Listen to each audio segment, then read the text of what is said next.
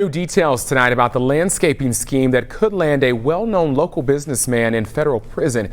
They're in court documents prosecutors filed in the case of Doug Evans, owner of Evans Landscaping. Walter Smith-Randolph is here now with what those documents say. Walter? Kyle, if you've ever had any landscaping done at your home in Hamilton County, chances are you've heard of Evans Landscaping. Well, a jury found Evans guilty of creating a shell company so he could take advantage of contracts meant for minority business owners. And now Evans must face the music.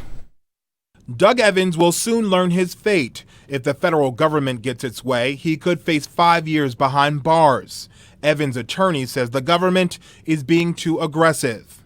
We don't think that that's warranted. There's a lot of issues to be worked out at the sentencing, so it should be interesting to see what happens.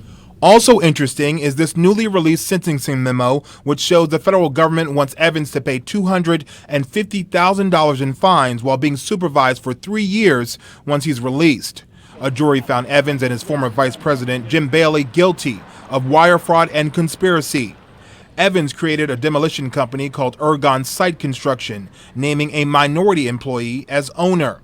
But it was all a front so Evans could cash in on city contracts meant for minority business owners.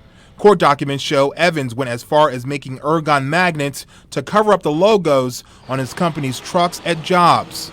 There are even emails where employees made jokes about going to jail because the city of Cincinnati became suspicious. And if the phony decals and mixed up bank accounts weren't enough, prosecutors point out if you rearrange the name of the phony company, Ergon, you get the word Negro. Remember, Ergon was supposed to be owned by a minority.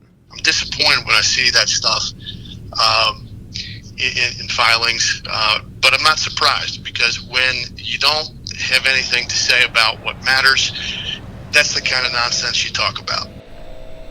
Now, Evans' co-conspirator is set to be sentenced next week as well. His attorney says the government wants to put Jim Bailey behind bars for 6 months.